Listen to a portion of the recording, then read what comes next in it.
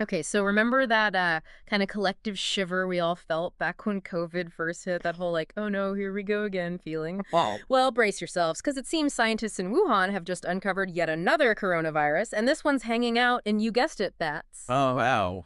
It's called HKU5-CoV2, and get this, it shares some pretty unsettling similarities with the virus behind COVID, and even more so with MERS.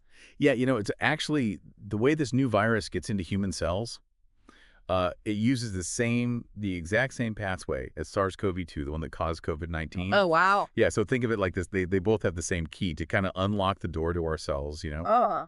And having that same entry method is a kind of big red flag when we start thinking about its potential to make the jump from animals to us. Right, okay. So same doorway in, but how similar are we talking here? Like, is it really that close to the COVID-19 virus? And what about this MERS connection? What makes that so concerning? Well, even though it shares that entry point with SARS-CoV-2, genetically, HKU5-CoV2 is actually even closer to MERS. Hmm.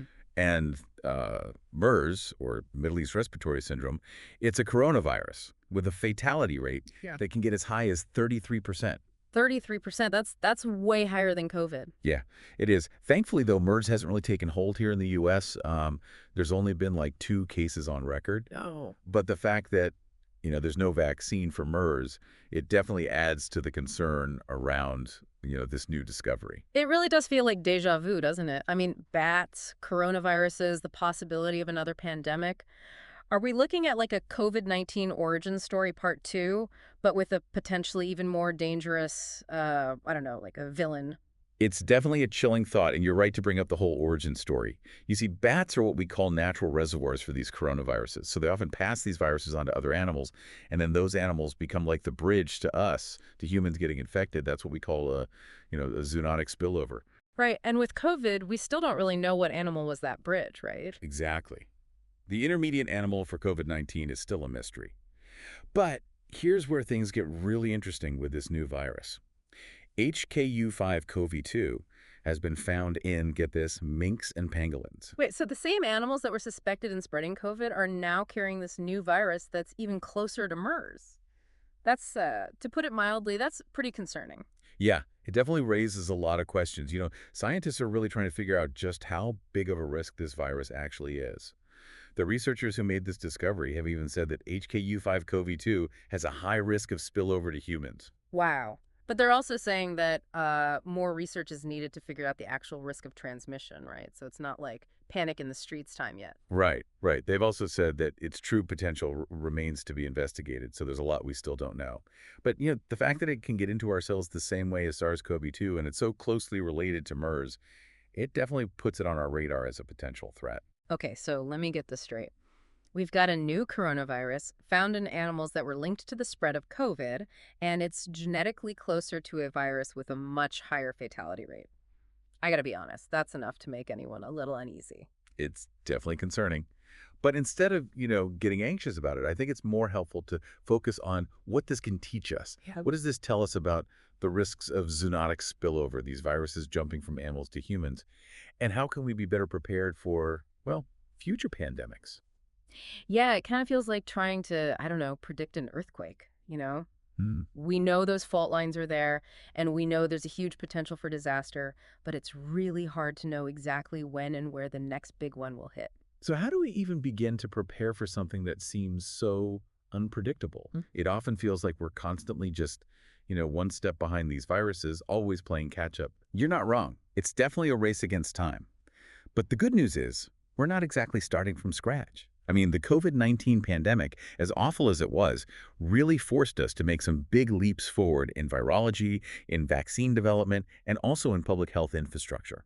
Right. So, what are some like concrete steps we can take to be more proactive, to shift from reacting to these things to, actually preventing them? Well, one really important area is surveillance.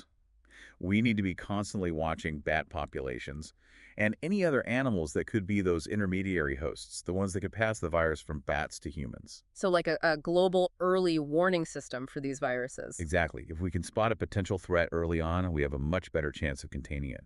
Another crucial step is putting more resources into research and development for those broad-spectrum antiviral drugs and vaccines. You mean treatments and vaccines that would work against a whole family of viruses, not just a specific one? That sounds super complicated. Oh, it definitely is, but it's absolutely crucial.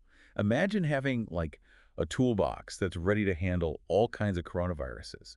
That way we don't have to scramble to invent new tools every time a new variant or a new virus pops up. That would definitely give us a fighting chance. But is there anything we can do outside of like the science and medicine world? Because if these viruses are jumping from animals to humans, shouldn't we be taking a closer look at that interaction? You're hitting the nail on the head. We can't just ignore the ecological factors that are playing into these outbreaks. Things like deforestation, destroying natural habitats. It forces animals into closer contact with humans, and that increases the risk of those viruses spreading. So protecting biodiversity and preserving those natural habitats, that's not just about saving the planet, it's about protecting our own health too. Exactly. We need to remember that we're all part of this big, complex ecosystem. Our actions have consequences. And this new coronavirus, it's a pretty stark reminder of that interconnectedness. To be honest, all this sounds a little, I don't know, daunting. Is there any reason to be optimistic here? I think so, yeah. While this discovery highlights the very real threats that are out there, it also shows just how ingenious and resilient the scientific community is. I mean, think about how quickly we were able to develop vaccines for COVID-19. That shows just how capable we are of innovating and responding to these challenges. It does feel like we're living in a time of incredible scientific progress, but also a time of unprecedented challenges. It's kind of, I don't know, fascinating and terrifying at the same time, isn't it? This constant back and forth between discovery and danger. Oh, it definitely keeps us on our toes.